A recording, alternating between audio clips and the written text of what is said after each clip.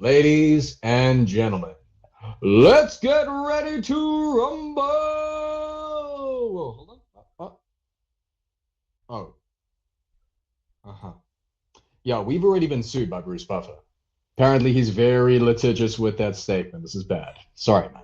Great. The podcast only lasted 3 episodes, guys. I'm sorry about that. Blame Michael. Blame Bruce Buffer. It's over, guys. I'm sorry.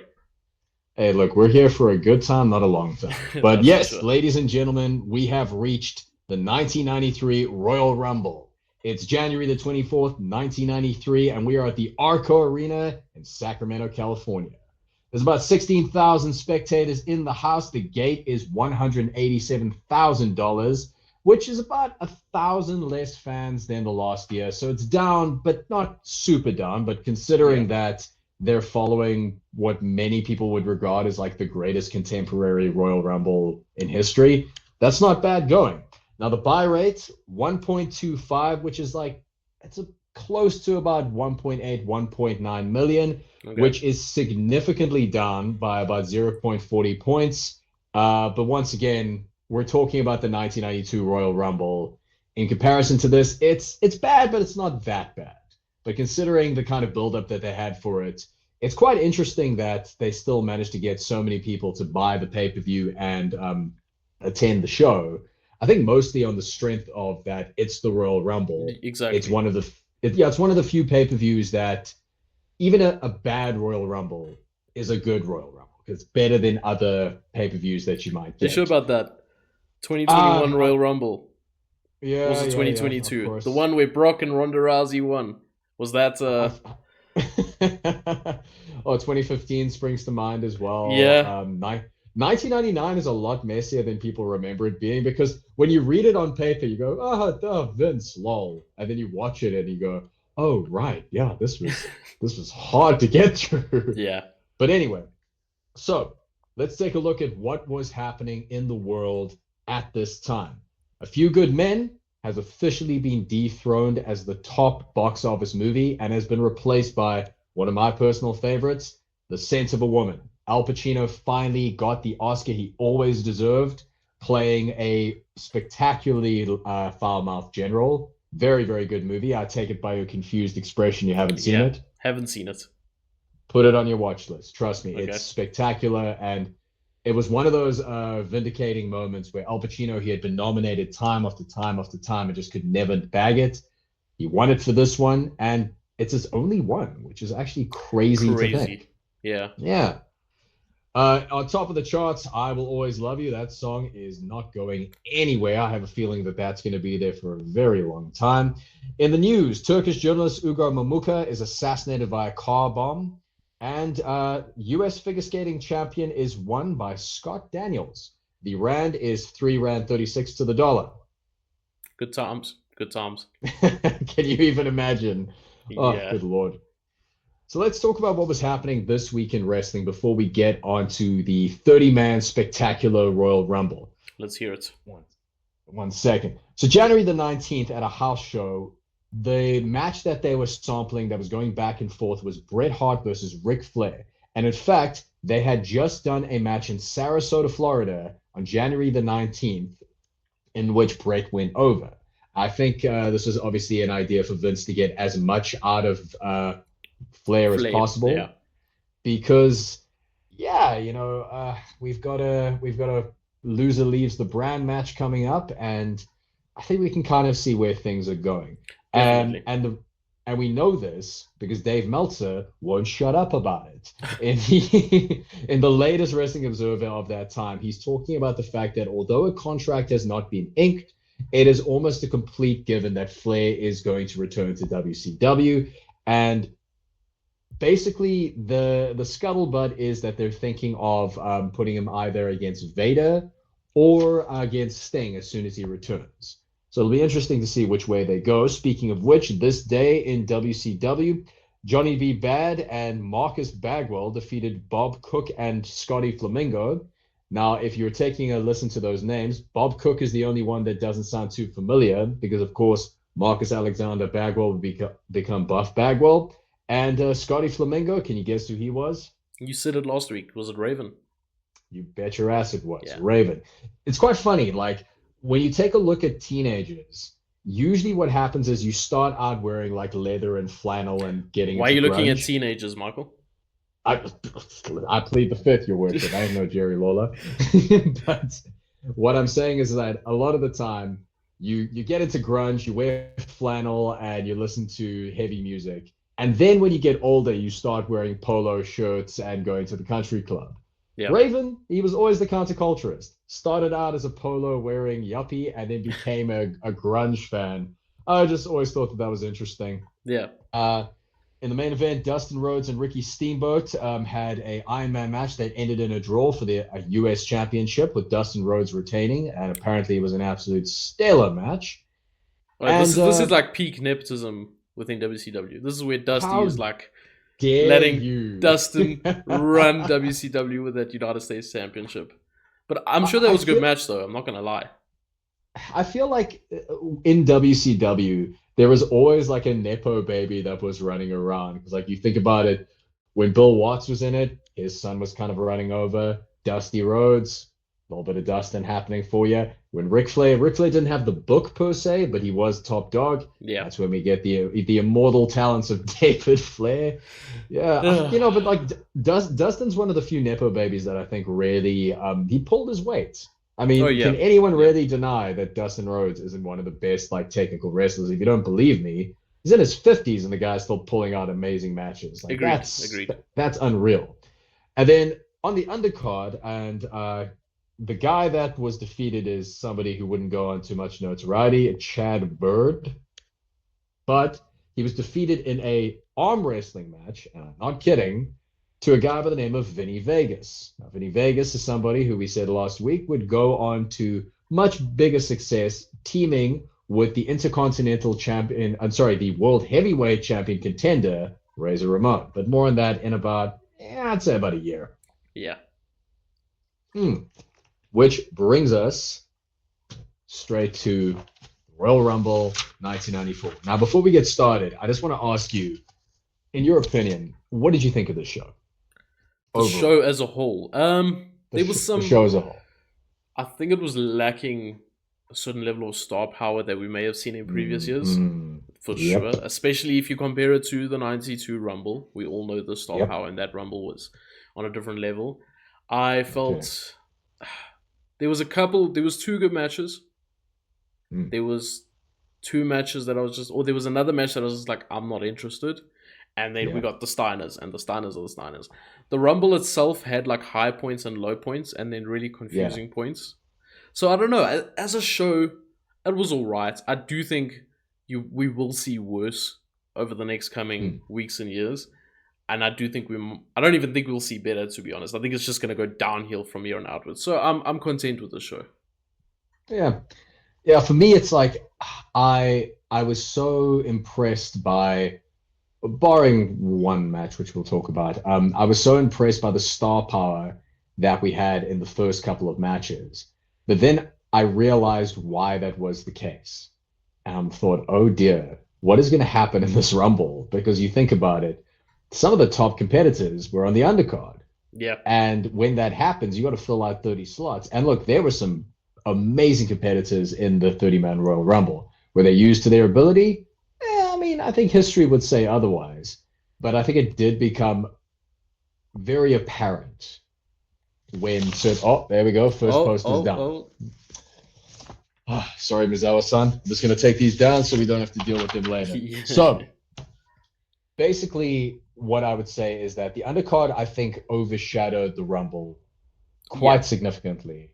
And not that the Rumble was bad, but I think it was kind of a foregone conclusion where I think anyone who had been watching the television for the last couple of weeks was pretty clear on who the winner was going to be. We won't spoil it, but first things first, what I have to talk about more than anything. I think I know exactly where you're going.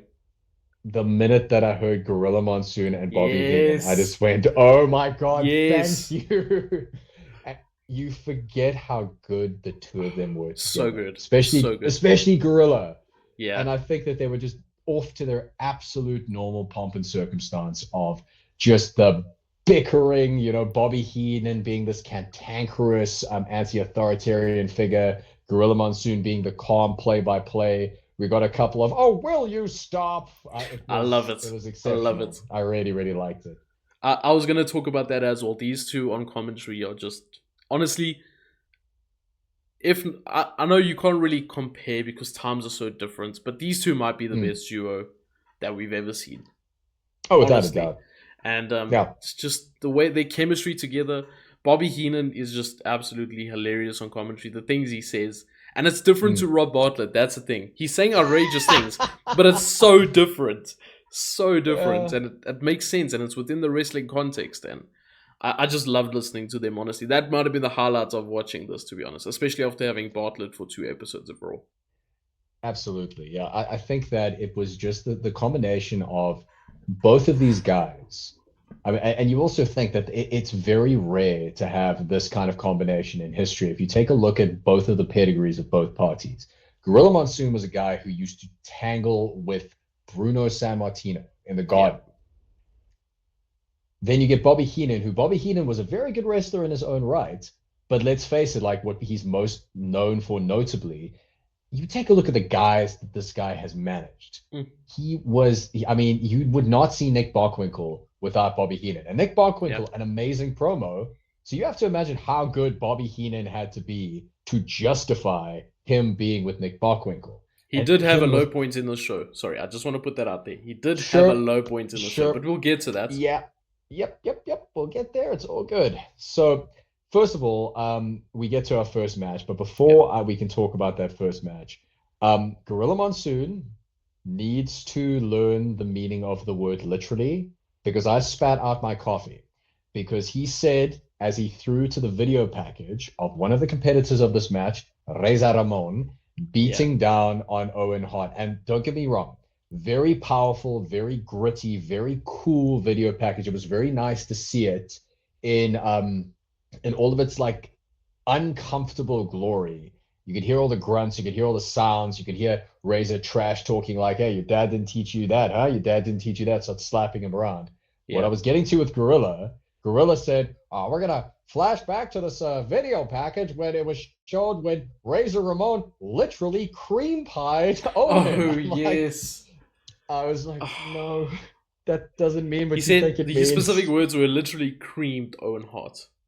Like, don't say that. Don't say that. That means so much more. Don't do it. Maybe in the 90s it meant something else.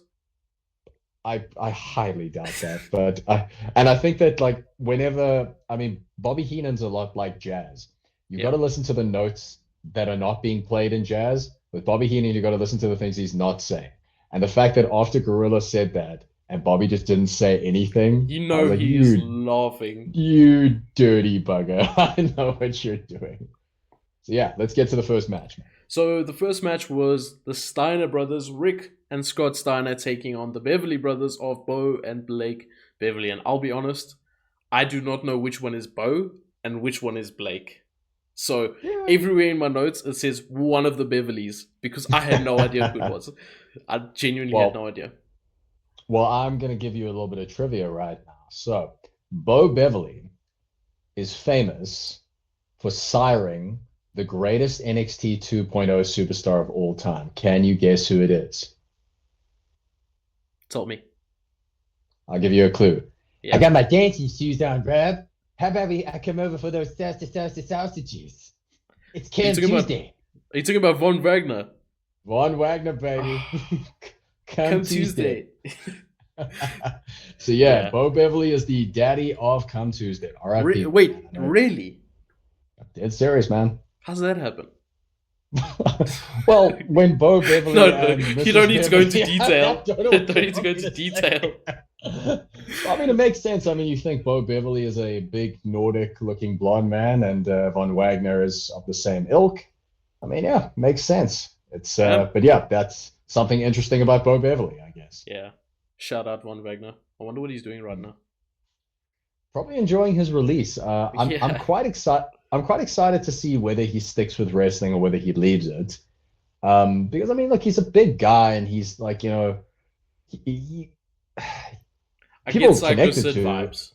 I get Psycho Sid vibes. Yeah. That's actually that's the perfect way of putting it. Yeah, actually, I have no further notes. Let's get on to this match. So, good luck to you, Von Wagner.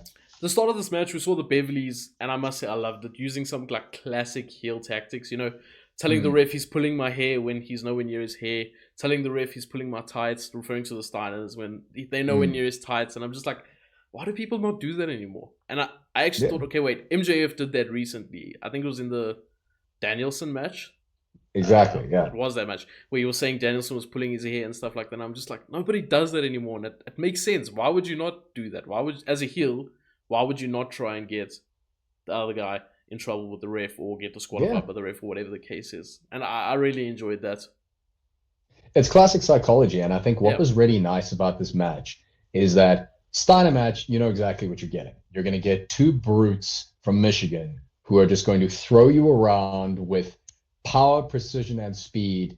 And I think what the Beverly brothers did is they adjusted to that sort of style in the sense of, look, we're not going to be the toughest guys in this ring.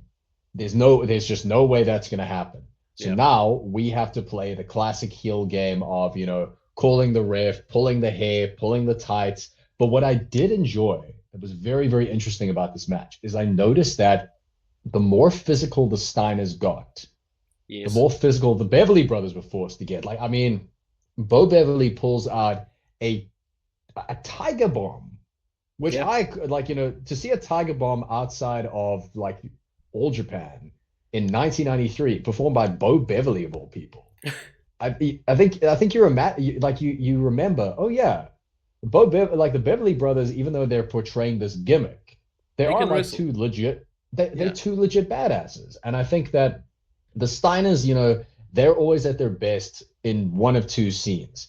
Either when they are just turning some, you know, small jabronis into goo, or when they deal with somebody who is as physical as they are, that they can then play around with, which is why they were so big in Japan, because like they're like, dude, we've been doing strong style for years before you guys started calling it that. But a lot of really, really innovative offense here. I mean, Scott Steiner's Tiger Bomb,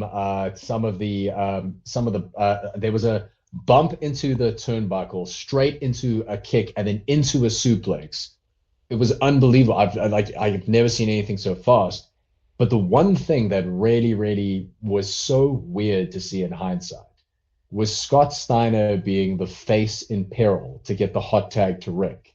It was very odd to see Scott down for even more than a couple of seconds. It kind of makes sense to me though. I kind of preferred that because I think Rick is he looks like the more of a hot-head, grungy looking person compared to Scott. Definitely at this point, we know Scott, he evolved into, he had his evolution, his Pokemon evolution later on in life, and he turned into something else. But I think it made more sense to me than Scott being the hot tag. I preferred Rick as the hot tag. No, absolutely. I'm just saying that in hindsight, you know, you keep looking at that and you go, that's Scott Steiner. This is really strange. It's kind of like if you watch like old matches with Dean Ambrose, you know, before he was John Moxley, and you kind of see him doing like all these like comedic stuff or being like the face in peril. And then you watch like a John Moxley match, and you can't convince me that these two people are the same species, let alone the same person. It's just interesting to see how life changes. Scott does land a belly to belly on one of the Beverleys, like I say. Don't know which one. And he was so close to landing right on his head. Did you notice that? Like, close. I did. I'm glad he didn't, but I was just like, damn, that could have gone horribly wrong. Bobby Heenan, there was a point in the match where it was one of the Beverly brothers pinned or had a pinfall on one of the Steiners, and they didn't quite get it. It was a 2 count, and then Gorilla's like, you're not gonna get a pin that way over the Steiners, and then Bobby's like, you got to hook the tights, and I'm like, I love it. Psychology. Exactly. It's all about, like, you think about it. I don't want to keep harping on about this, but like you think for the last 3 weeks, we have been dealing with people doing Mike Tyson impressions and people like referring to Woody Allen's like divorce and stuff instead of calling a match. Instead, what you got is 2 old pros who have wrestled in the Garden, who have wrestled at the Sportatorium, who have either won or managed multiple titles between them. One is a babyface and one is a heel, who understand how this match psychology works. And it was just so refreshing to hear that again. No, I completely agree with you.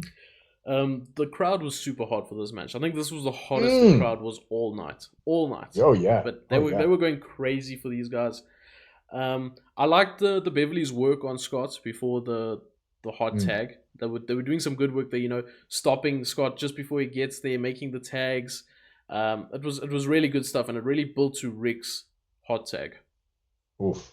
And then he just comes in like a train off the tracks. One of my favorite spots that Rick Steiner did was, you think that it's like, it's the classic Hulkamania. Oh, there's the Beverly Brothers are standing in the middle of the ring. Yep. Rick's going to come off the ropes and do a double suplex. Yeah. But no, he is so fast that he bounces off the ropes. He clotheslines the one Beverly brother into the other side of the rope and then clotheslines the other in the same amount of time that it would take a normal human being to just do the double clothesline. And you take a look at a spot like that and you go, oh, yeah, Braun Breaker's definitely your son. Like, that's what I was about to say. He got this from you. Like, this is amazing. We do not need a DNA test here. No, that's him. That's him. And it was just the clothesline, that tiger suplex, the head screw suplex. It's just, I just imagine the two of them like passing around a football in the parking lot of the arena, going, okay, how many different ways can we throw these sons of bitches around? Like head, then arm, then back. Like, it's literally like, that's their whole game, man. And then what were you gonna say? No. You I was go gonna on. say, then eventually we had Scott Steiner land his Frankenstein, and this was a nasty looking Frankenstein, I must say. It looked like one of the Beverleys actually landed right on his head, and I'm pretty sure he did. Oh yeah. But it was a nasty looking one, but it was executed. It looked good to us. Maybe it didn't feel good to them, but I loved it. And then they ended up getting the win. Yeah, they did. And the Frankensteiner is one of those moves that I always forget that he can do it. I mean, because unfortunately, in this day and age, we become desensitized to people who are incredibly athletic. We've grown up with the likes of Rey Mysterio, Will Ospreay, Kenny Omega.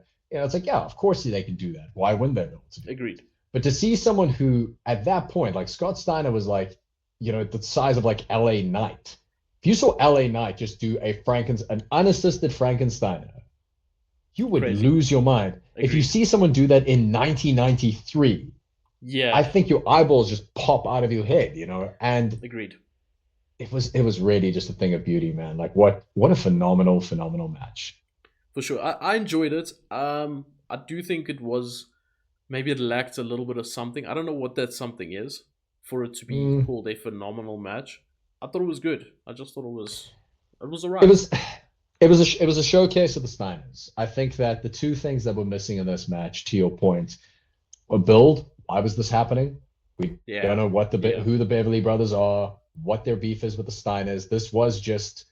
It was the Steiners beating up some guys with a little extra flourish than the fact that the Beverly Brothers got like a little bit in there.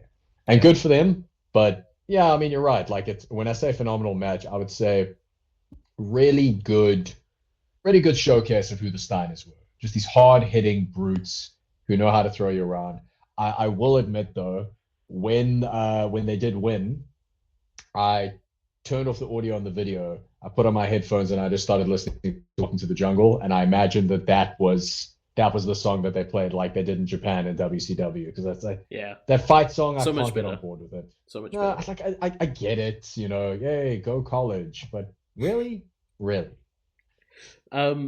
More Bobby Heenan praise. After the match, we got the brain scan from Bobby Heenan, which I absolutely love. I love the brain scan. I love it so much. So we've seen Pat McAfee actually doing it on Raw, which I love that they brought it back.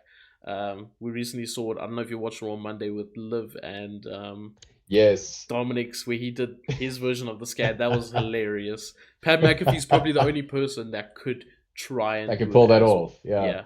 Well, he's a self-confessed Bobby Heenan fan, and I think in a lot of his work, you can kind of see that influence. I mean, they're both they're both smart-ass blonde men who we find with, very entertaining. You know, with like it witty makes sense. comments, and yeah, makes sense. There we Okay, go. then we Exactly. had, for me, what might have been match of the night, but I'm not sure yet. I'm still undecided. Damn right. Damn right. We had Shawn Michaels, the Intercontinental Champion, taking on Marty Jannetty with Sherry at ringside. And before the match, we were unsure which direction she was going to go in. Yeah. I loved this match. I thought this Yeah. was really good. I don't know if it's their best match that they've had. I need to go back and watch the other matches. Mm-hmm. I know they haven't had too many, but they've certainly had a couple. Yeah. I think that for me, the video package was so underrated in the sense of that it was, you think about this is 93. Editing software probably not where it needs to be. Yeah. They hadn't really nailed down what, like, because I mean, now let's face it, the WWE, their video packages are probably one of the best things about them. Oh yeah, They can turn like these very incoherent, sort of confusing, sometimes very dull feuds into things of beauty because they just understand where to cut, how to shoot, what music to use. But as simple as this package was, it was very effective because it was just a story of two guys who are in a tag team. They're as good as each other. They're one of the best in the industry, but for some reason, they just can't reach that next level, which causes frustration between the two parties. And the one decides, I'm going to go off by myself.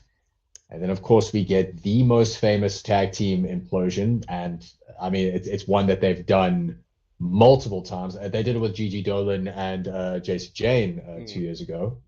Yeah. And, the kick through the barbershop window, it to this day, like I think that the Mega Powers Explode and then DIY are probably, and the Shield are like the four most famous tag team implosions of all time. Agreed. And then it was the fact that Marty Jannetty was written off television on the basis of that injury.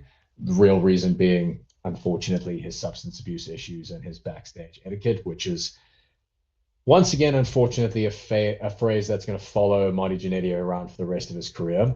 Yeah. But then he comes back. He gets this absolute hero's welcome.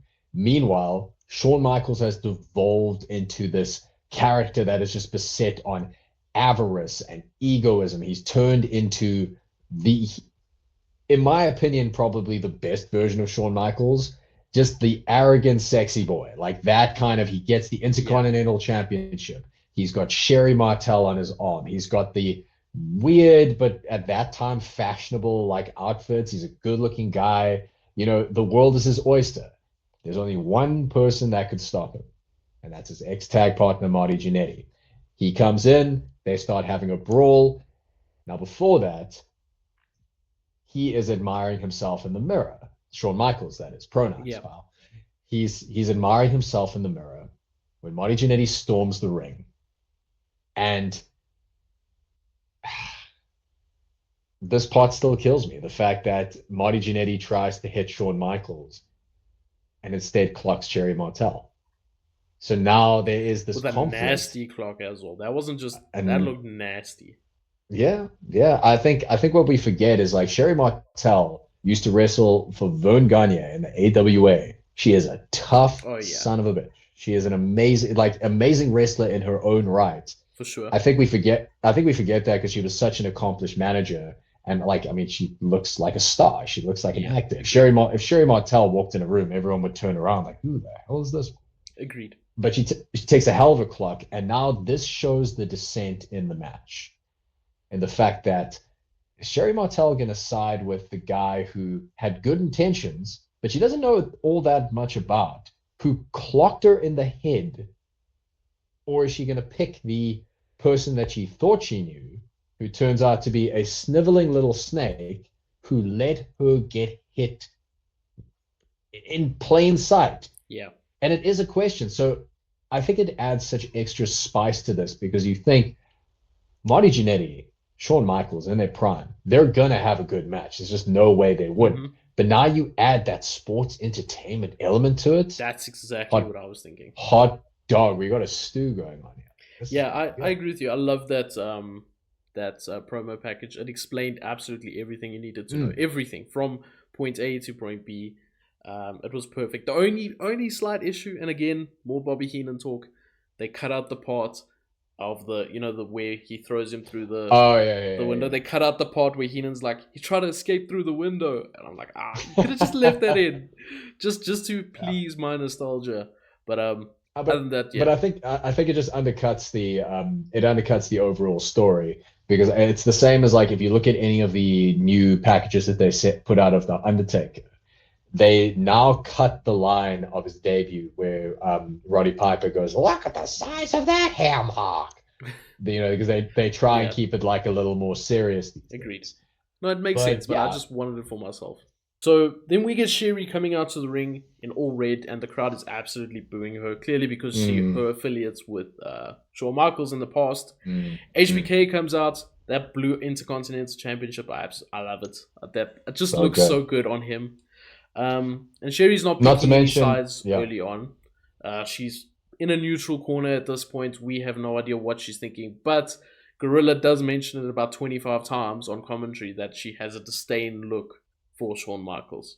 Yeah, a lot of nuance, like a lot of like kind of, and it's something that the WWE doesn't do very well a lot of the time.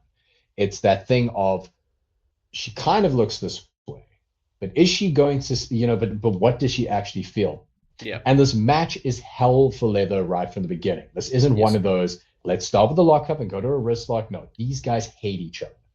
And they start going for each other. And what I love right at the beginning, it just sets the tone of the entire match. Shawn Michaels, being an arrogant little bastard, leans in and says, "Come on, Marty, take your best shot." And he does. And he floors him. First shot, floors him. And Shawn powders out of the ring. It's like, perfect. You've created the characters exactly within the first couple of moves. Exactly. A fiery babyface and an arrogant yet chicken shit heel. Bingo. And this entire match is basically, I mean, the notes that I've put down for this match is essentially, it's the element of surprise and the element of opportunity rearing its head. At no point do either of these guys dominate. It's always a case of someone gets a lucky break and they jump on it. Someone gets another lucky break and they jump on it. Like, literally, and so the Michaels ends up throwing Jannetty into the ring post, for example, and then he takes advantage of that and he starts targeting the arm of Jannetty. And like you say, there's a lucky break and they take advantage of it. And everything about this match from here on in becomes Marty Jannetty's arm. And that's what I love about it. It was this idea of that shoulder gets rammed into the post. Every offensive move after that Shawn Michaels mounts is against that arm or that shoulder. He does an arm DDT. He does the arm into the ring post. He does an arm into like a suplex position. Like he is targeting that arm. He is taking that arm to breakfast. Like it is a proper methodical and smart move. And at some points, like Jannetty is getting bounced around like a pinball. And like not in a dominating fashion, but just in a way that Michaels is just capitalizing and being really callous and very calculating, in that I am going to dismember and dismantle one part of his body. This is how I'm going to win. And then, of course, Michaels gets arrogant again, and that allows Jannetty to start fighting back. So it's the perfect way that you get Jannetty back into this match. Let Shawn Michaels' arrogance of just absolutely dominating this match get in the way, and we get that fight back from Jannetty. And the crowd was hot for his comeback. I will be honest. The crowd was super hot for his comeback.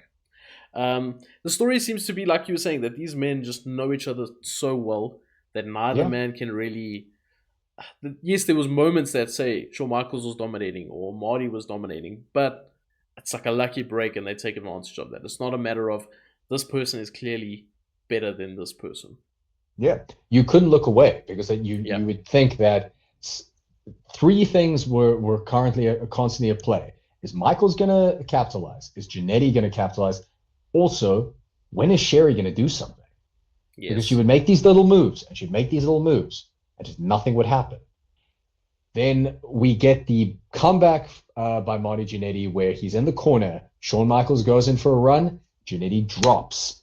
Michaels rams into the post. And right after that, Jannetty is a house of fire. He's going at it. But what I loved about it is that he would punch and immediately recoil in pain, because it's that shoulder. It's that damaged shoulder. He can't, he's like, damn it, I can't rely on instinct anymore. And that is when we get our surprise. So Sherry Martel, so there's a moment outside the ring between HBK and between Marty Jannetty, and then HBK gets in the face of Sherry Martel a little bit, and that's when she gives him a nice slap. And then it all breaks loose. Marty Jannetty capitalizes and almost gets the pin after that, but not quite there. Yeah, and then that is when Miss Martel enters the ring once again. Yeah. And now... Go for it. Yep. No, you go. So I was going to say, so then we do get a little bit of a ref bump, am I right? Is it at this point, or is the ref bump later on? No, I think the ref ref bump is in the next, not the next match, the match after. Oh no, wait. No, we got a ref bump. There was a ref bump. Yeah, right. And Sherry then gets onto the apron with her shoe in hand. Eventually she climbs into the ring, and instead of clocking HBK like she was trying to do, she accidentally hits Jannetty. A callback to obviously her getting hit by Jannetty with the mirror. So it's obvious, like it's a clear callback. The only guy who's supposed to get hit, they just can't get their hands on him. He keeps evading it. Yeah, and then HBK gets in the face of Sherry in the corner, and you think, please, just don't do it. Don't do what we think you're gonna do. Don't do it. It looks like he's about to do something. Still, he steps away, lands a super kick, and retains. Or is it a super kick at this point, or is it a sweet music at this point? It's just a super kick. He hasn't tuned up the band. It doesn't. It's just a kick, actually. Like, I don't even think they called it a super kick. I think it helps with this one because it's the idea that he gets clocked by the foreign object. I don't know if you've ever been hit by a high heel. I haven't, but it looks painful. No. And now, once again, psychology. You get hit in the head with a foreign object. You kick someone hard in that spot where you've been hit. It makes sense as a finish. Although I like to think that backstage, him and Scotty are sitting next to each other, and I think that is when Scott Hall goes, the kick is the best thing in your whole arsenal, man. Maybe you should use that as a finisher. Like, I feel like that this was the night. Because I was waiting for the teardrop and it didn't come. But the after the match was a lot more powerful than the match as well, because you realize that the story is continuing. Yeah. Sherry Martel goes backstage and she is distraught, she is distressed, she's crying. Shawn Michaels in hot pursuit. He doesn't even do his sexy boy posing and like showing the belt. Grabs the belt, shows it off for a little bit, and then he's straight to the back with a head of steam, wanting to confront Sherry Martel. Yeah. He gets to the backstage, and before he's able to even communicate with her, Marty Jannetty comes flying in. And this backstage fight really got me because it looked real. Like, you think so much of this era is wacky, goofy nonsense. There's clowns and Repo Men and Skinner and all this crap. Yeah. But this was like two athletes fighting over a woman while 5 referees and officials like pull them aside in a grungy concrete backstage area. I'm like, there we go. Wrestling, finally. And it makes us think that this story has got enough juice to last a bit longer. This is not over, not by a long shot. Yeah. We then, I think that was potentially match of the night. I'm not sure what you think. We'll get into another match a little bit later that is a contender. But for now, we'll talk about the one match that I absolutely, I stopped paying attention. I wanted to do anything else except for watch this match. And that was Bam Bam Bigelow taking on the Big Boss Man. And yeah, the Boss Man got a huge pop. If you ever take a trip down to Cobb County, Georgia. Banger theme song. I'm not gonna lie. I was listening to it. I'm like, this kind of slaps compared to everything else. He comes out with a big pop. Actually, I mean, I didn't mind Big Boss Man during this era. Maybe a little bit before this era. I mean, this period right now. So like a couple years prior, I didn't mind Big Boss Man. Huge pop, decent wrestler. But this was not the match. This was not the match at all. I think I was gonna say, I wrote in my notes here in the very beginning, the iconic Big E line, "Big meaty man slapping meat." Man slapping meat, yeah. But it wasn't that. It wasn't that either. It was just big meaty men lying down on the floor in holds, and some dodgy punches from Big Boss Man that looked terrible. Yeah. Wasn't Yeah, not the, good. the best way I can describe it is if you play GM mode on 2K, and you know when you get like two classes that don't mix, so like Yeah, you get like a bruiser versus another bruiser, a bruiser versus a giant. yeah, That's what I felt like. It's like because Bam Bam's amazing. Like Bam Bam's a really yeah, really for good sure. wrestler. Ray Trailer, he's one of those guys. He doesn't get enough love, very underrated, and like I Agreed. think he really influenced a lot of big man wrestlers. But I felt the same thing. It's like the entire time, like there were certain holds that just didn't make sense. Like that one where Bam Bam's trying to get the German suplex around his waist, and Bubba like kind of breaks out of it. Now I know for like the two guys who are like grappling, it looks quite exciting, but to the rest of us, it was just like, let's have a hug. Yeah, let's have a hug, literally, because it's Yeah. not like it's a bigger man holding that hold onto a smaller guy, Mm, and that smaller guy no. can't get out of it, and he's suffering because this big man with his big arms is like crushing him. It wasn't even like that. It was just looked like a hug, literally. Yep, pretty much. Like the one spot that I really liked is like, I mean, Bossman's very popular for this move where he does the slide out or slide into the ring, punch, slides back out. He did one where he slid out of the ring and just landed like a proper right hand to Bam Bam, and the camera caught it perfectly. I thought that's kind of cool. Like that was good. It was nice to see Bam Bam do his falling headbutts, but yeah, I don't know. I think it was one of those things where this should have worked.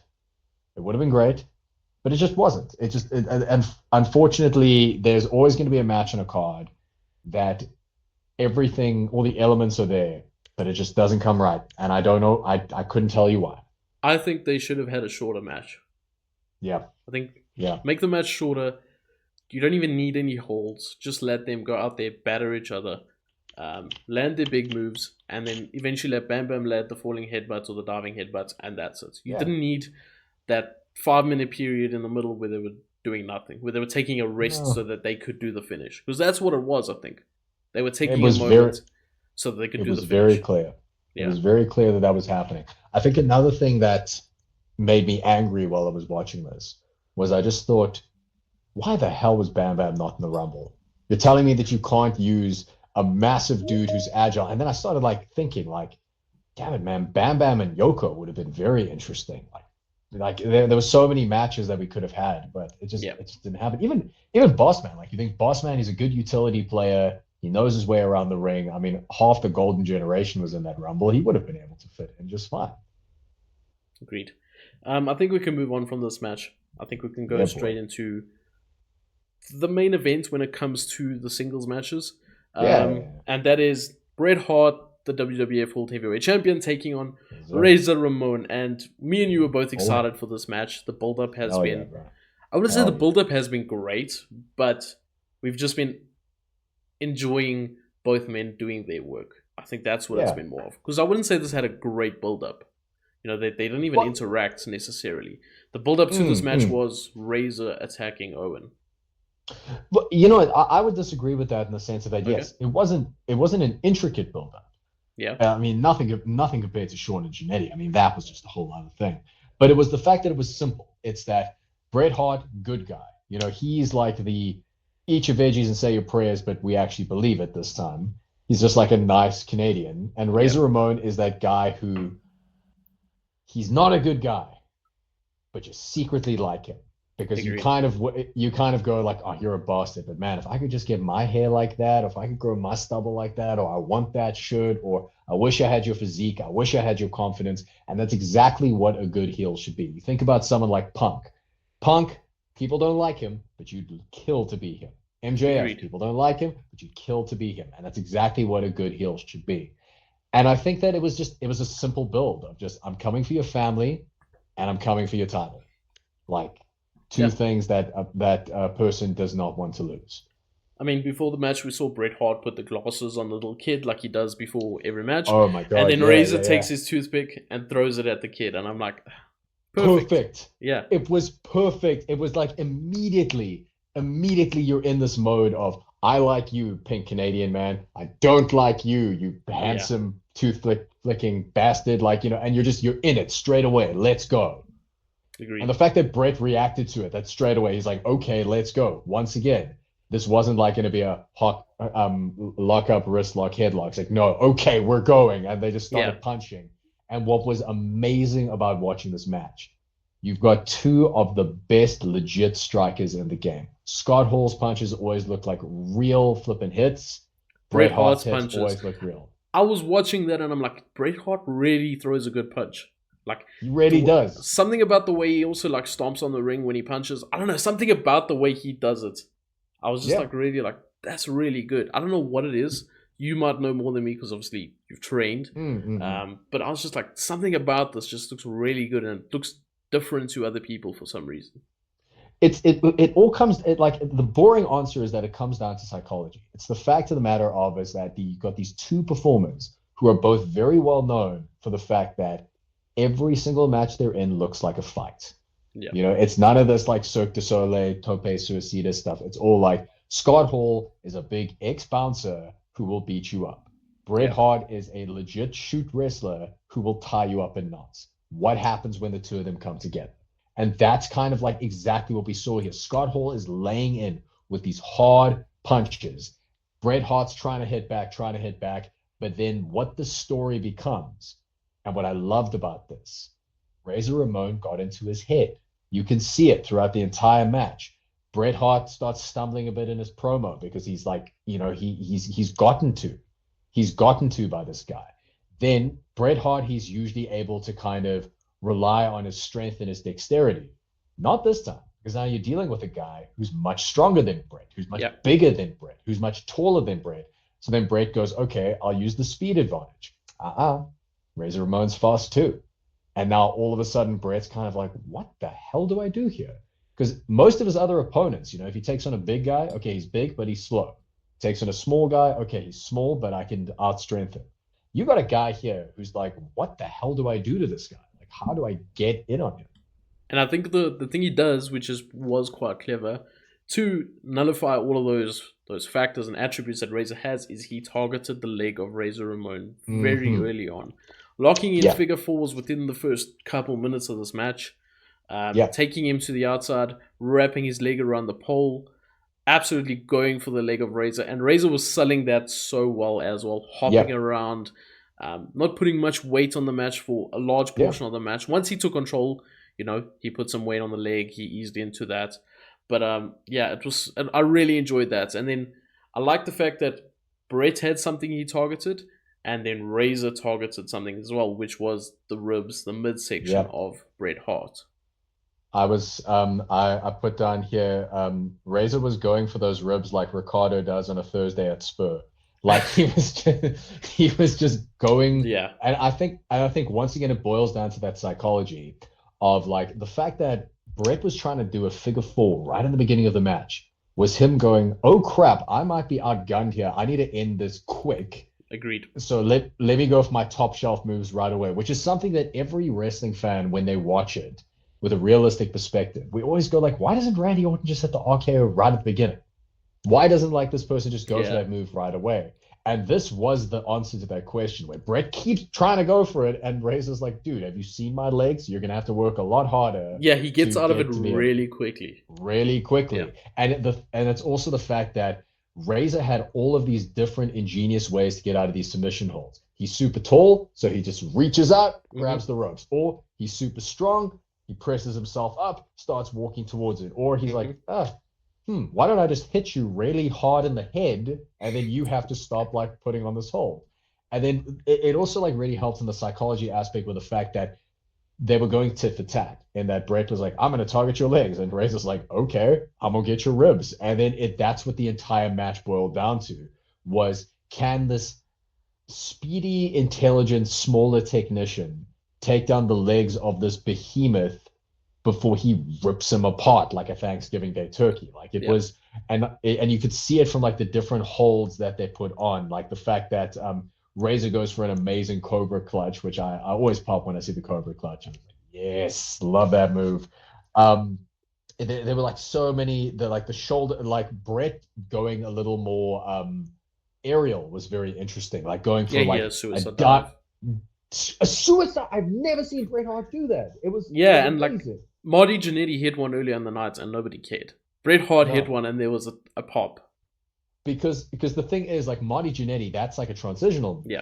Bret Hart, and you could see it in his face. He was even like, Am I gonna do this? I have to throw everything at this guy. And it was the off the top rope, what's it, axe handle, the shoulder charge. I think he's been watching his old Japan tapes and watching Kenta Kobashi, because that was a proper like off the middle rope, bam, shoulder charge. Yeah.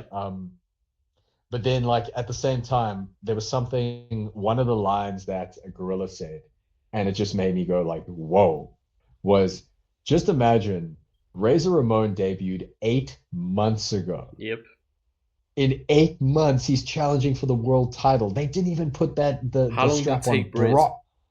Yeah, how long did it take Bret? But I was 10 years. They didn't even put the strap on this like this to Brock. And Brock is like somebody that you would regard as like the biggest push ever in that 2002 run. But when you see him work, you kind of go, yeah, I get it. Like, yeah, why not? So there's a moment in the match where Bret tries to lock in a sharpshooter. Razor gets out of it quickly. He then later tries it again, and they kind of like get mixed up between the refs. The ref and the ref falls over. Ref takes a bump, yeah. That was definitely not meant to happen, because the ref got up like instantly. Real so it wasn't quick, a ref bump.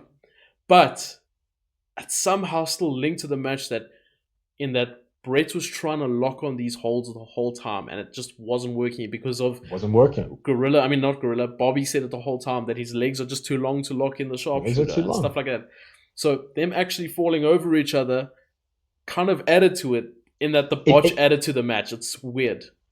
It made it look like a real fight. What I loved about it is that and it was such a nice contrast in the sense of that even though the athleticism was really good in Jannetty and Michaels, it was very much like a sports entertainment kind of deal. Yeah. Whereas this was like the way that they were talking about it, it was like a UFC fight. You know, it's like if you think about like a fighter who's trying to get a Kimura on somebody, but their arms are just a bit too long. That's like the whole like fight that you're watching. It's like, are they going to be able to get this hold on? Yeah. And it immediately puts you into this mindset of, oh crap, this is real. Like this could be happening right now. And that's all you ever ask for in wrestling. And it was that struggle for the yes. We get a nice moment in the match where Bret is on the top turnbuckle. So Razor's lifting him up, seated him on the turnbuckle. Yeah. And Razor then, it looks like I don't know if he wants to go for what he wants to go for, but Bret rolls off him, like off his back, and then lands like a big suplex. And I thought that was really, really cool. I put that down there. That flip off the turnbuckle straight into a suplex. Simplicity. Yeah, it's really, really good. And what I would say is like to any of the people who are aspiring to be a wrestler at some point, who want to understand how to structure a match, who want to understand how the small things are the big things, this is the match. Yeah. This is the match. Like you think about it, apart from like the tope, what was really a big flashy move in this? There wasn't really any. Yeah. And that tope meant something in this match. It really did. And the fact that Bret did the tope and afterwards he was selling, and you could take a look at his face. He's like, what the hell did I just do? I don't do this. I'm Bret Hart. Like it's... Yeah. Razor then goes for the Razor's Edge. Bret gets out of it, lands a crucifix pin, doesn't quite get it.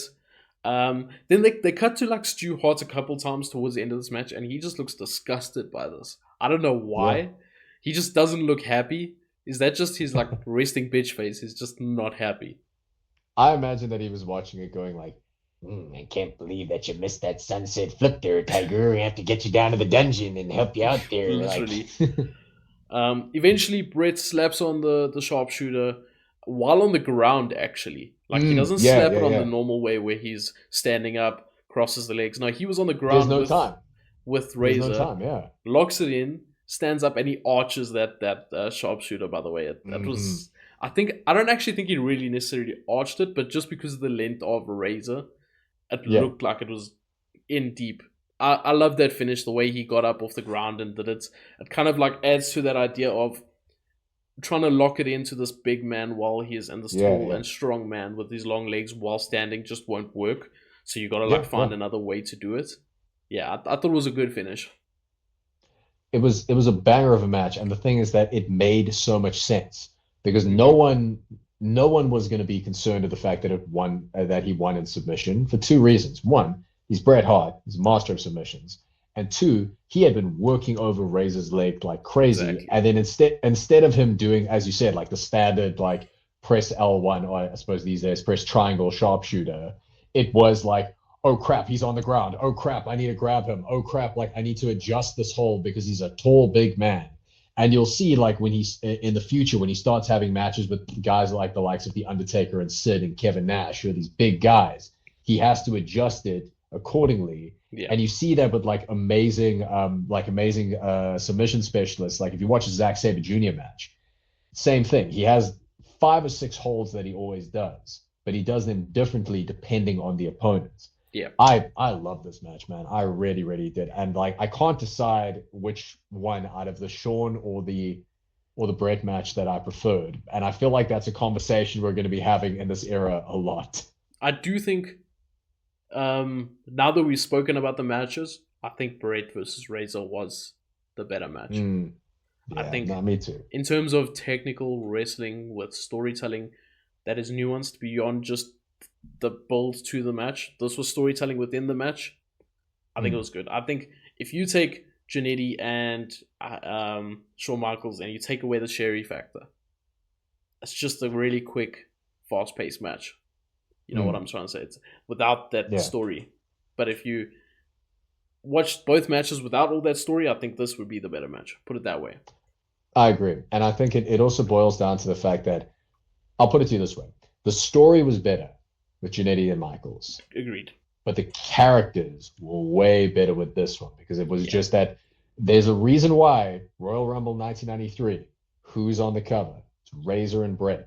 Because you watch, like, if you're not a wrestling fan and you see that, one of them is good looking, but he's got a clean face, he's all baby faced, but he's got a cool leather jacket on. The other guy is good looking as well, but he's got the stubble and the toothpick. He looks like a near-to-well. I don't know what the deal is here, but I know that guy's bad and that guy's good, and I want to see what happens. Basics. It's two stars, man. I think the other thing is it's quite obvious what the difference between the two matches is. One was the mid-card title, one was the main event. And exactly. They fit what their purpose was perfectly. You know, that was a good mid-card title match. In the main event, wouldn't have worked in my opinion. This being the main event before the Rumble, perfect. This being early on in the night, wouldn't have worked. That's how I feel. I agree.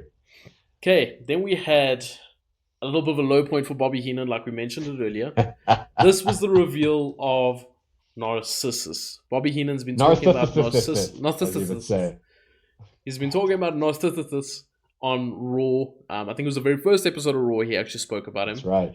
And it's revealed to be none other than Narcissus Lex Luger is what they refer to him here. They do go on to just refer to him as Lex Luger in the coming weeks. Thank God. But Lex Luger standing there with some big like cape type coat thing. I don't know what it is. With all the shiny colors and everything. A big like 4 mirrors around him so that he can look at himself, because I'm sure that's what Vince would like to do, is just look at him the whole time. And we get this reveal. Bobby Heenan's out here doing the most, screaming, "Feast your eyes," and look at his biceps, and yes, and I'm thinking, that sounds like Vince McMahon. Why does that sound like Vince McMahon? Oh yes, you are beautiful, and you know you're exactly. I was like, if someone walks in right now, I can't explain this. What are you watching? I'll be like, I don't know. I don't know what I'm watching. You know what I got from this? I got rip-off Mr. Wonderful vibes. I don't know if that's completely wrong, but that's what I got. I wrote here, this character has some serious legs, but why do I get Mr. Wonderful vibes? And I just realized I might have been complimenting Lex Luger's legs, but that's not what I meant. I mean, Bobby Heenan did enough of that. But look, I didn't mean that. Yeah, it's a tried and tested heel gimmick, which is, look at my body, I am so ripped, grr, and like you think like for years and years and years, Mr. Wonderful, Rick Rude, all these people, all the like even to this day, you have certain like wrestlers.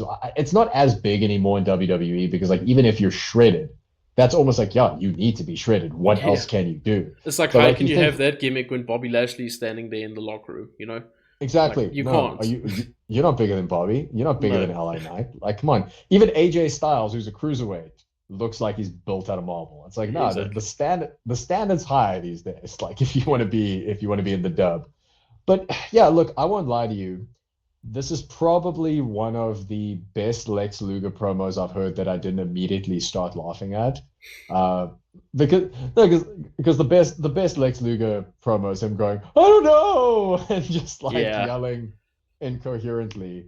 But it's the classic thing of he was always more comfortable as a heel because he was just like a very I am better than you, to which we would say, yeah, fair enough. I feel like he believes it as well. Yeah, like what can I say? You look better than I do. Basically, the premise of his promo was he was calling out Mr. Perfect, who obviously Bobby Heenan has had a thing with for a very long time now. They used to obviously be Mr. Perfect was in the Heenan family once upon a time for a very long time, actually.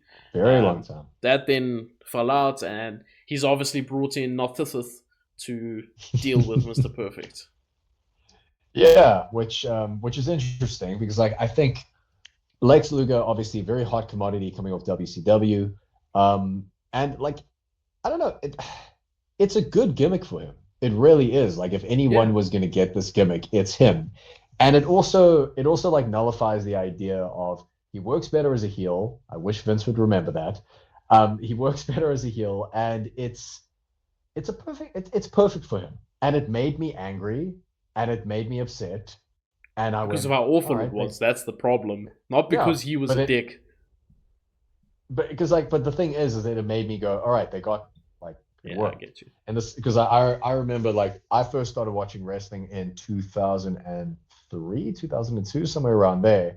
So I remember very vividly the debut of Chris Masters. And I can see exactly where this comes from. Agreed. Where I'm like, oh, okay, there it is. Yeah. It's the same thing. This basically confirms to us as well. I just realized that Mr. Perfect is beating Ric Flair on Raw. Because he's calling out Ric Flair. Oh my god, yeah. I just realized this, and I'm stupid. He's calling out Mr. Perfect, but he could be potentially leaving WWF on Monday, a day later.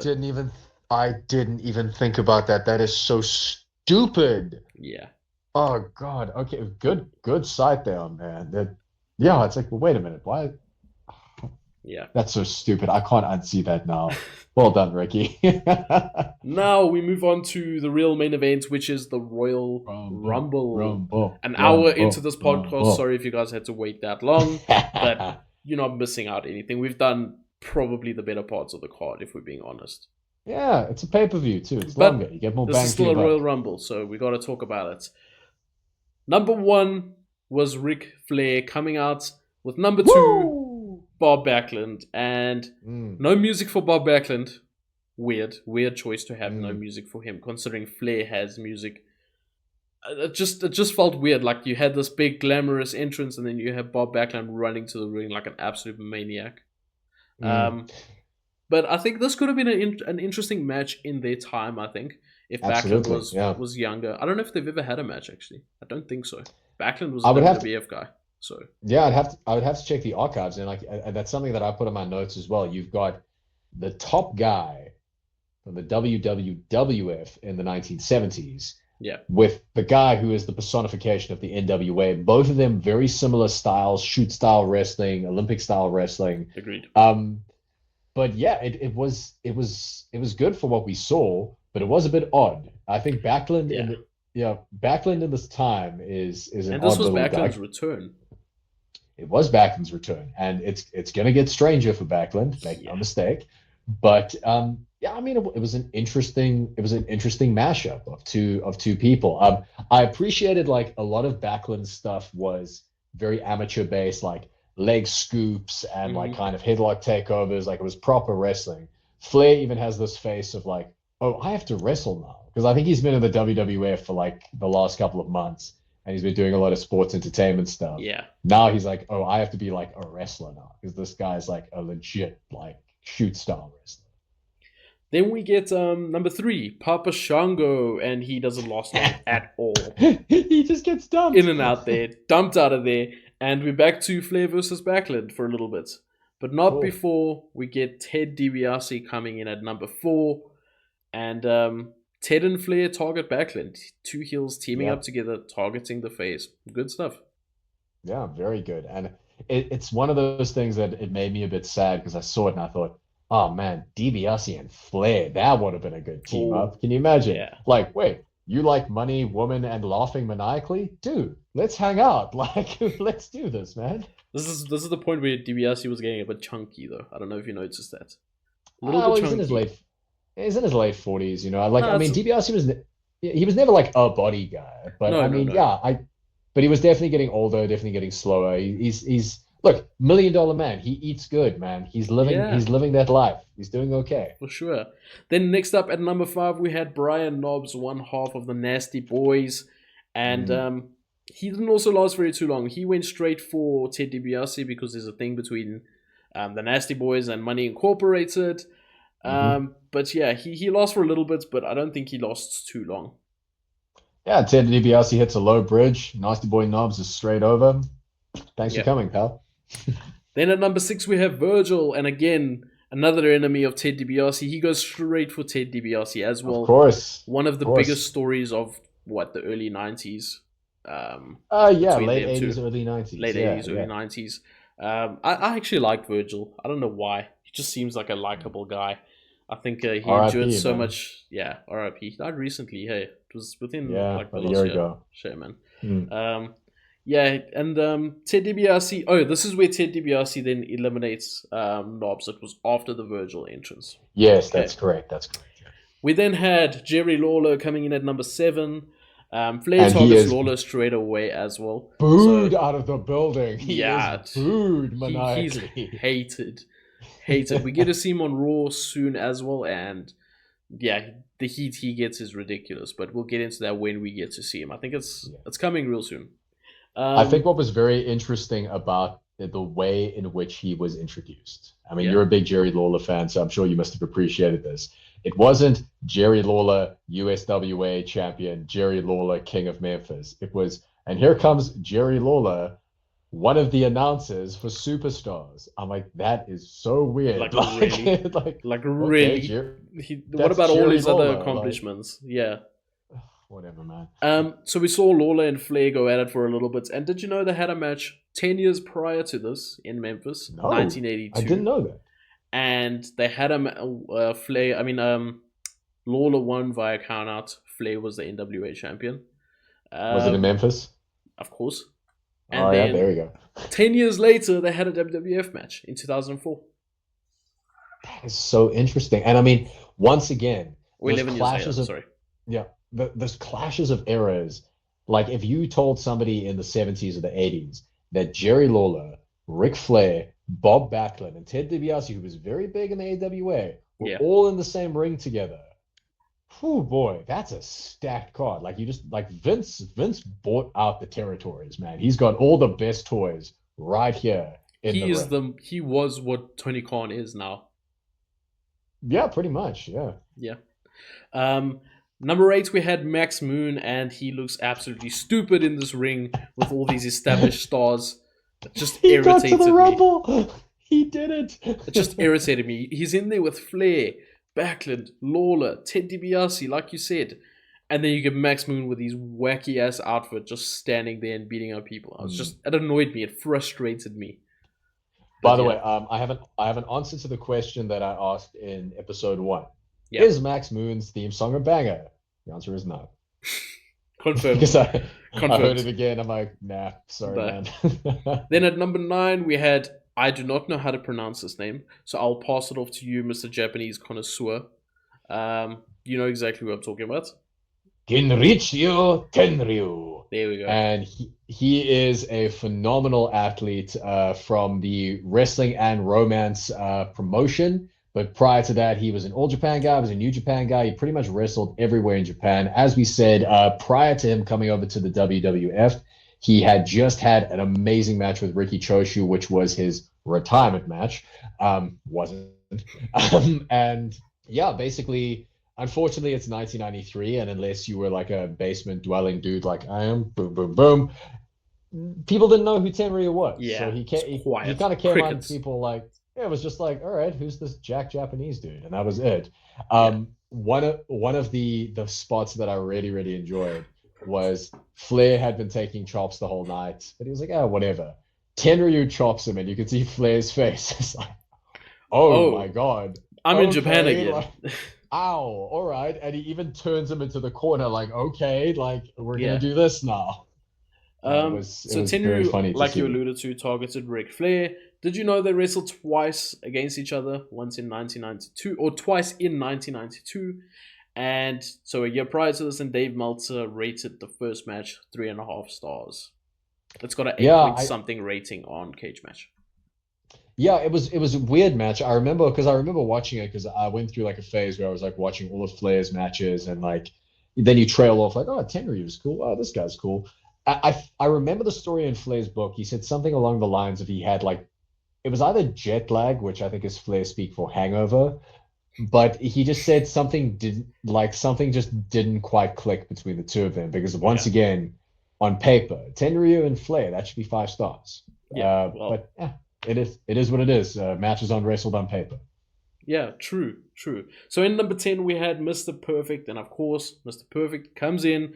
Everyone's targeting Ric Straight for Flair and Flair. Ted DiBiase, but anyway, targets Flair with some like serious aggression as Oh well. yeah. You Oh could yeah. really see. Um, and yeah, this brings back to Flair versus Mr. Perfect tomorrow night on Raw. One of them will lose, and one of them will have to leave the WWF. Mm. The only thing that I was thinking is when this fight happened is you see how cool the interweaving stories were. The fact that Virgil goes straight for Ted, Yeah, then Mr. Perfect goes straight for Flair. And the thing that made me so angry is it just made me think, just sign a contract extension. Just 4 months. please, Flair and please. Perfect at Mania. Like how like everyone like you're not gonna miss Starcade Flair. It's fine.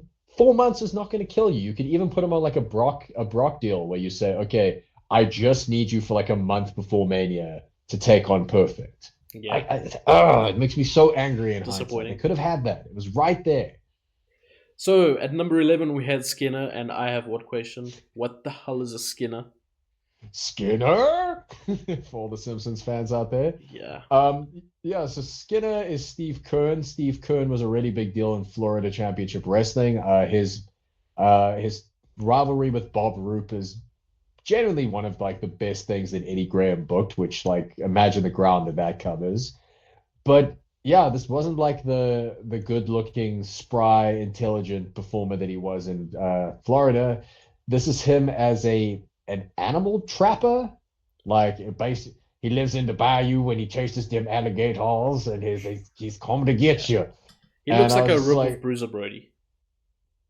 I think that's what he was going for, but I think for me it just more looked like a Crocodile Dundee cosplayer.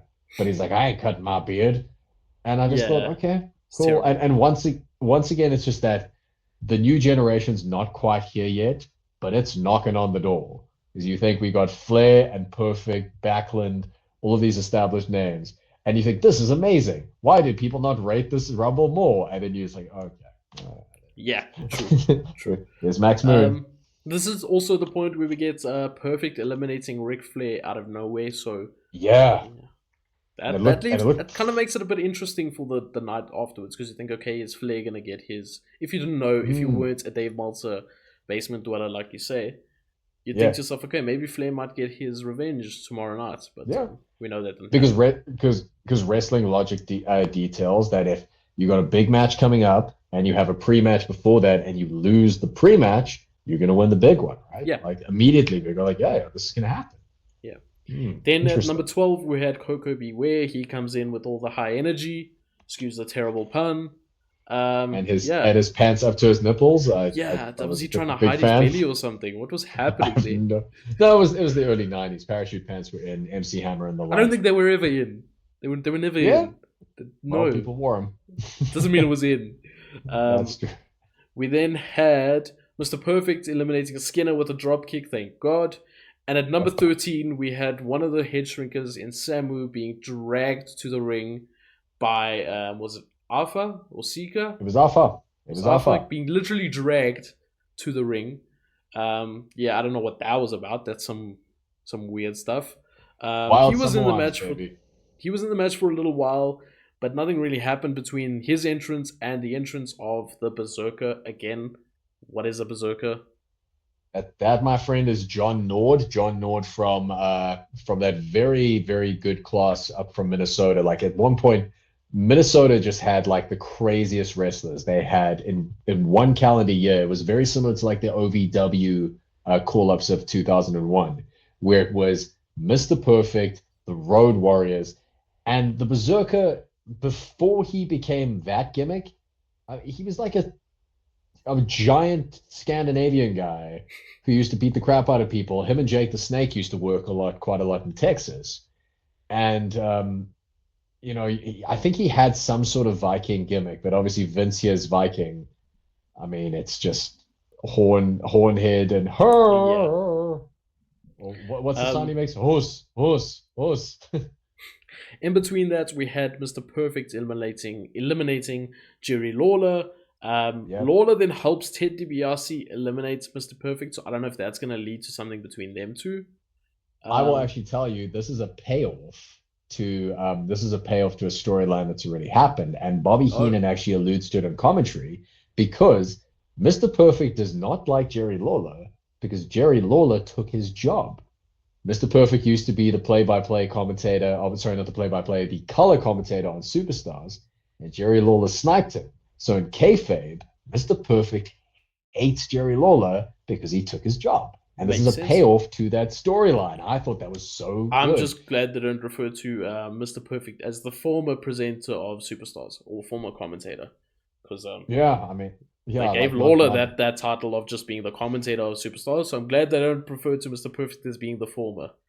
So that's pretty interesting. I didn't know they had a little bit of something. We then get Virgil getting eliminated as well in quick fashion, and we then move on to number 15, and it is The Undertaker. So, Undertaker gets a huge pop for his entrance. The Berserker hits Backlund with a chair on the outside this is now a whole different thing. For some reason now, the Berserker and Backlund are on the outside. Berserker hits Backlund with a chair, takes off the mat, and slams, with a terrible body slam, Backlund on the cement floor. Yeah. In between all that, The Undertaker eliminated Samu and Samu. Did I say that right? Samu. Yeah. And Tenryu. So, yeah, that's got a bit interesting there. I don't know why they had to do that Backlund spot. Did he just need a rest? I think that might have been it, like more technically. I think it was also Berserker, his way of keeping his heat, to say like, oh, you're a big guy and you got eliminated, but like, cool, you're doing your thing.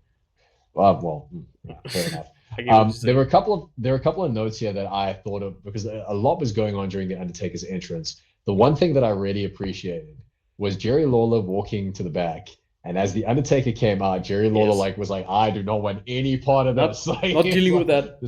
This man is terrifying. I don't want to come anywhere near this guy. That I appreciated. The second thing is the fact that Undertaker eliminated Tenryu. I have to believe that Tenryu requested that. He was like, all right, y'all can eliminate me, but I get to pick who eliminates me. Taker. Because everybody loves Taker.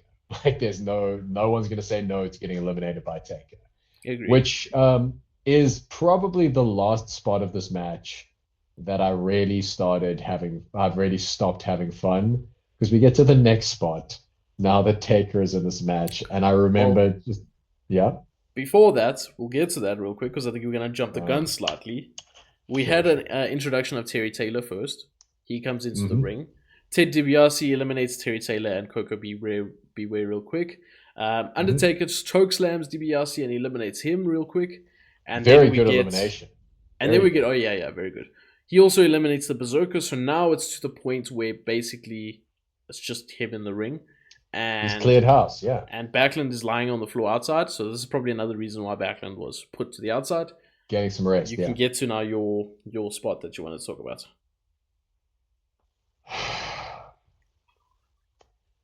The debut of giant frickin' Gonzalez.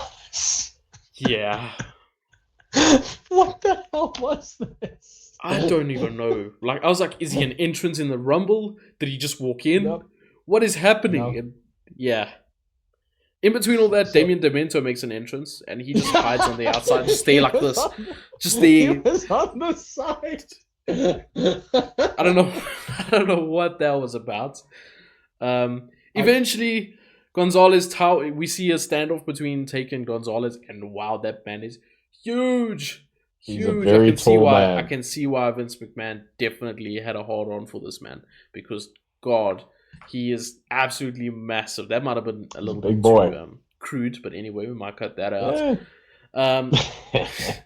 Yeah, then Gonzalez eliminates Undertaker eventually, and takes the fight to the outside, and then takes the fight back inside, where he chokeslams the Undertaker.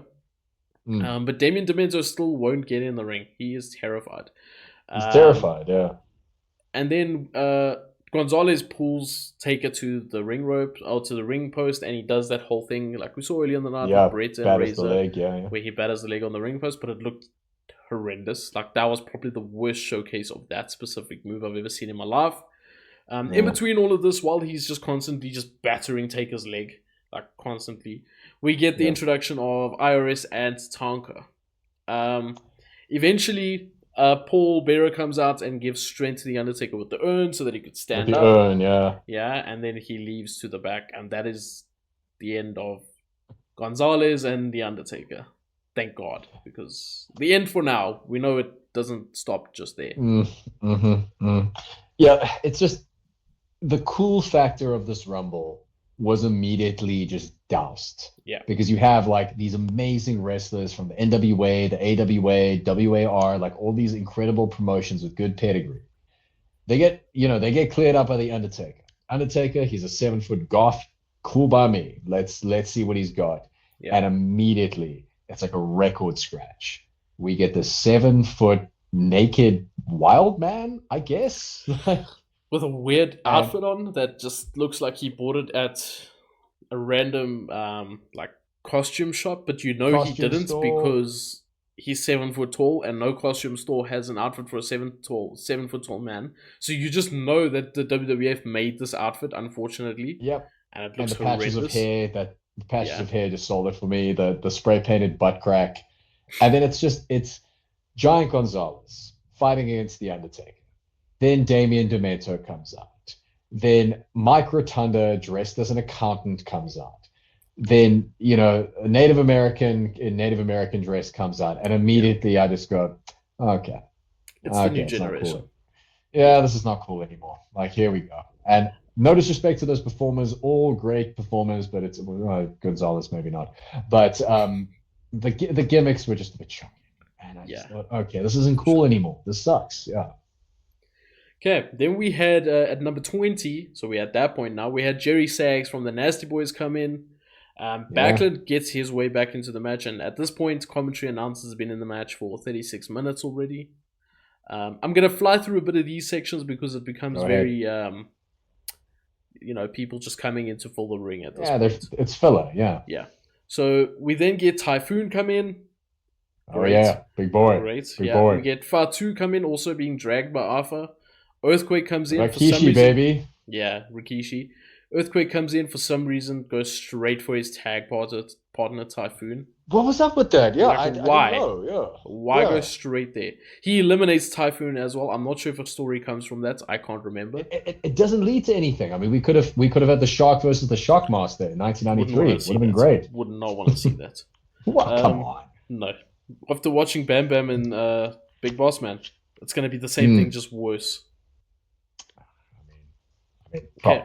Anyway, number 24, we had Carlos Colon come in. A little bit of a surprise there. A lot of fire in this youngster. Yeah, he's like 45 at this point, but anyway.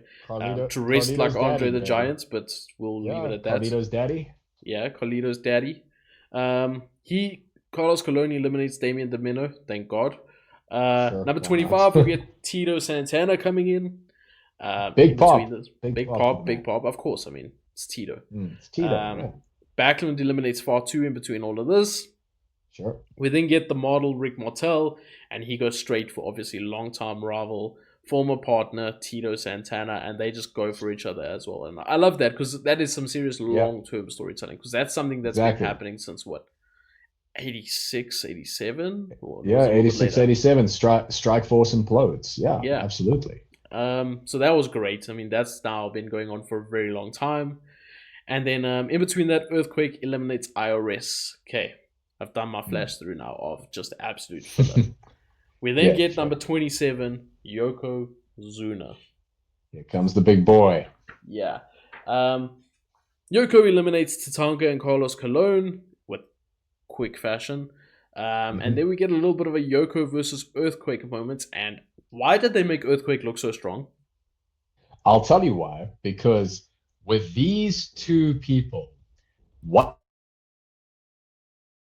championship winning sumo wrestler, and it's not the guy you think it is. It's John Tenta is legit a decorated and award-winning sumo wrestler in Japan. Yep. He's a legit sumo wrestler. Yep. So the battle of him versus like the legit sumo wrestler versus someone who plays, admittedly, a very good character of a sumo wrestler, it is an interesting prospect. And I think that it was also maybe something that John Tenta probably asked for creatively, to say, okay, if you want to really legitimize this guy, like if a Japanese audience is watching this, they're like, I don't know, I've never seen this Yokozuna guy chilling in my neighborhood. I don't think he's from here, but we know this guy because we've seen him. Because like sumo is huge in Japan.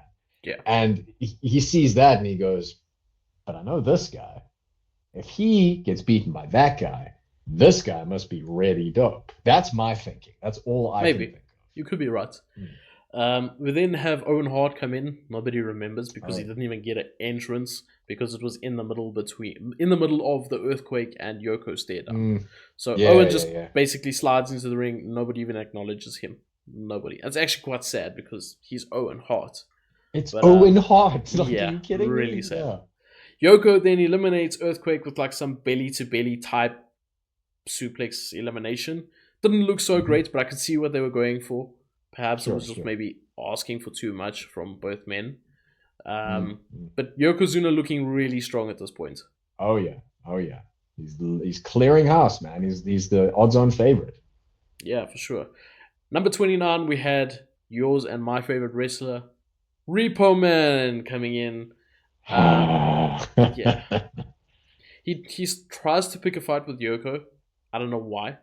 No, I lied. I'm lying there completely. I read my notes wrong there. He basically just does his Repo Man stuff, but everybody tries to pick a fight with Yoko and tries to eliminate Yoko. So it's not just Repo Man alone. But Yoko just fights them all off very easily, gets rid of them. I thought that was the moment he might have been. If I didn't know he would have won, I thought that might be the moment he might. That might be the moment that he does it. Yeah. But obviously, we knew in hindsight that he was the winner.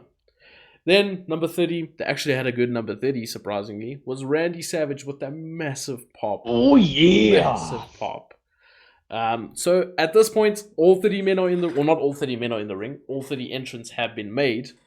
Sure. Randy goes straight for Reaper Man because we know that's an intense feud that's been building for months. Give back my hat, brother! Yeah. They also have a match coming up. Can't wait for that. I have a question. Yeah. Why did Repo Man not make his entrance in Macho Man's hat? I feel like that's a missed opportunity.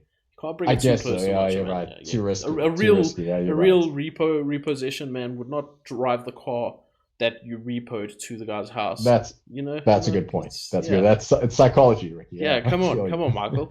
So eventually Yoko eliminates Santana as well. Another elimination for Yokozuna. Owen Hart eliminates Sags with a nice drop kick. Yoko eliminates Owen, future tag team champions. Savage sends Repo Man out. Didn't get his hat back, but at least he eliminates him from the Rumble. Backlund eliminates Martel. Yokozuna gets rid of Backlund. Yoko dominates Savage, so now these are the last two men. We've got Yokozuna and we've got Randy Savage. Who's going to win the Royal Rumble? The retired commentator or the big 500-pound man? Who knows? Savage fights back hard, but can't get him down. Can't get Yoko out of the ring. It's just not happening. Yokozuna is just too strong, too big. He tries to pin Yokozuna for some reason. Yeah. I don't know why. Why? Has he never been in a Royal Rumble match? Is this the first one? I don't think so. I don't know, because he has priors on this, like what's that one with Jake the Snake, where he jumps over the top rope to chase Jake. I don't know what it is. He is a wrestler who is categorically known as being one of the smartest performers both inside the ring and outside the ring. But whenever it's Rumble season, I don't know why he just completely forgets the rules. Yoko then throws him up over. You can literally see Randy Savage jumping over the ropes. Yeah. Like, it did not look great. It's not a great ending. I could see what they wanted to do. For the last elimination as well, and the fact that it was Randy Savage. Now, I've heard conflicting stories about this, but the one that I've heard that seems the most consistent is the fact that Yoko was cream cracking. He was done. Like, he was so tired. So he had to find a way to eliminate Savage. But he was like, I can't get up, man. I'm down. And I think Savage was like, okay, let's pull something together right now. Like, that's what I've heard that seemed to be the most consistent version, because everything else just doesn't make sense. It's like Randy Savage is an ex-world champion, multiple-time Intercontinental champion. He knows how to win a match. What is he doing? For sure. Silly. But at the end of the day, Yokozuna won the Royal Rumble and is heading to WrestleMania to take on Bret Hart. Yes, he is. Do we mention anything about that WrestleMania yet? Not yet, honey. We're gonna get there, and we're gonna get there. I mean, I feel like part of can we skip this WrestleMania when we get there? Can we just like no. We gotta be good historians. We got to be good historians, and we have to watch, if we're going to watch the best stuff, like Rick versus Perfect, we got to watch the bad stuff too. And I think that what I would say to you is this: good wrestling is good to watch, but bad wrestling is great to watch. In hindsight. We're going to have a lot to talk about. So, I mean, look, Yokozuna was a very good winner, in my opinion. I think that there were so many ways that Rumble would have shaped out well. Rick was out the door, but he would have been nice, a back-to-back winner. Perfect would have made very good sense. Yeah. I wouldn't be Savage, obviously, I wouldn't be mad at. But Yokozuna, he fits into that conversation very well. He's this big, indomitable monster heel. And I think it plays a very good story in the sense of that Bret just beat an amazing technician like Ric Flair a few weeks ago. Then he beats Razor, who's a good technician, but he's like a hard-hitting thug. He's a hard-hitting bruiser. And Bret's kind of going, poof, that guy was big, but I managed to get through it. Now, who am I going against? Oh, God. Like, what do I even do here? And I think that it tells a good story of that escalation of, this is the wall that Mr. Hart is going to hit, that he is going to be, like, because the whole thing of watching Bret Hart's title defenses are, how's Bret going to get out of this one? Yeah. This is I believe, the natural stopping point of, you don't. This is you're done now. This is it. And but I think if Yoko didn't win, it was going to be a matter of where to next for Yoko. You know? Exactly. And this is the only option to keep going. So it had to. Agree. He had to. So what did you think of the show? Opening match was a really good exhibition of the Steiners. So I'll give it a C, just because, it was good for the Steiners, but it wasn't much of a match per se. Okay. Jannetty versus Shawn, I'm going to give that a B, just because it was a really spectacular match. Bigelow's getting a D. I'm sorry, I love you, Bigelow, but that was just not your best work. Yeah. Razor and Bret are going to get an A from me. I thought that was a solid match, top notch. And the Rumble was a match of two halves. I would say the Rumble, I'm going to give that like a C as well, because it was an amazing start with all these technical wrestlers of yesteryear. But there was just Giant Gonzalez is literally where everything starts going wrong. Agreed. That's, there were some cool moments like Yoko versus Typhoon, Earthquake, sorry. No, Typhoon? No. Yes. Yoko versus John Tenta was great. And, it was cool to see Savage, but otherwise it was the good wrestling's out the way. here comes the comedy bollocks. So I would say overall, this entire show, I would give it either a low B or a high C. It's good. It's fine. The highs were high, the lows were low-ish, but there was nothing that was like, look, it wasn't something like when we watched the first 2 weeks of Raw and first week of Raw.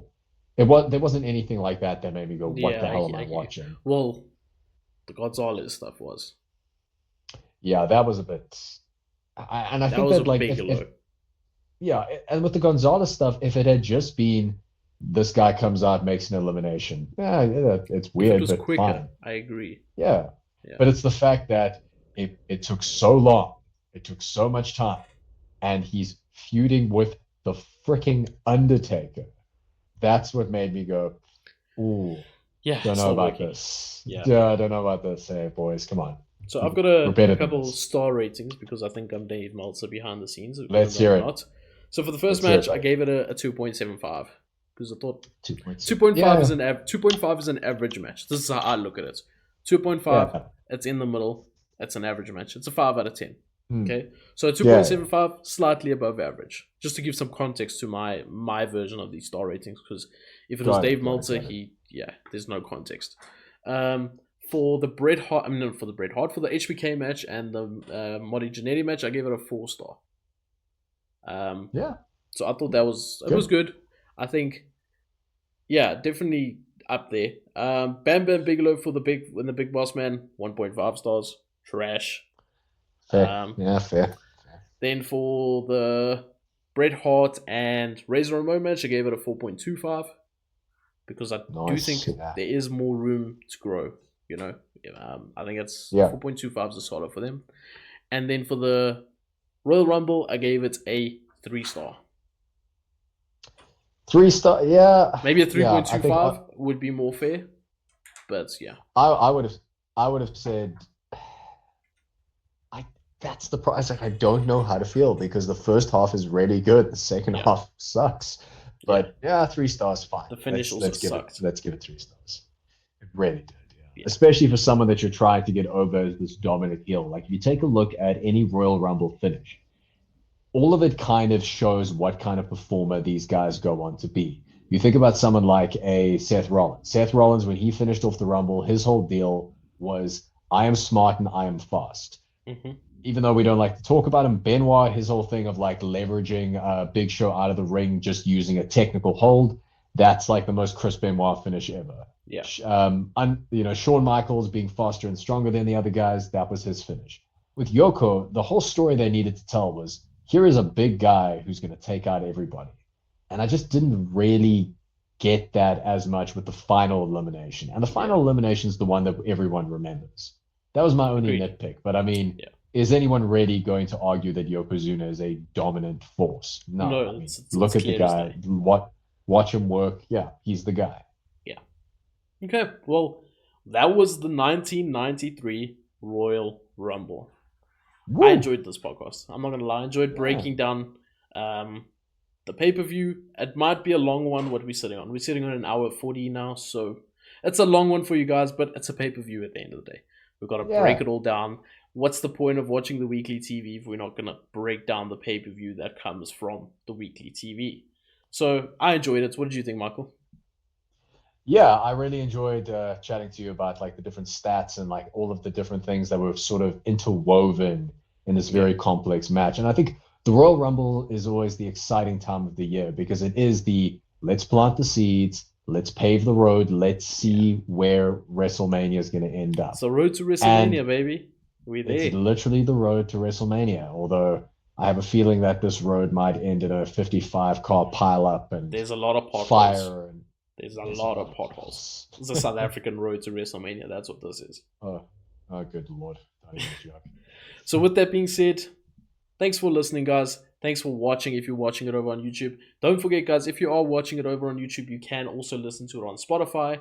And if you're on Spotify, you can watch the video version over on YouTube. If you're on Spotify, give us a nice rating over there. That really goes a long way, so I appreciate it. We would appreciate it. And if you're on YouTube, hit that like button as well. It really does help us a lot. If you didn't like it, hit that dislike button. I know Michael's face can be quite off-putting sometimes, but it is what it is. Engagement, baby. Yeah, especially considering he did not dress up as Randy Savage like he promised. So I'm really disappointed in that, but I didn't want to bring it up too early in the conversation. Hey, you don't know what I'm wearing below this hoodie. I could be dressed as Randy Savage right now. You have no idea. I'm wearing nothing but a Slim Jim wrapper. I'll let you decide where. Okay, with that being said, we'll see you guys next week. Stay tuned for episode 3 of the Raw review, which will be the next episode. And yeah, we'll see you guys next time. Take care. Peace.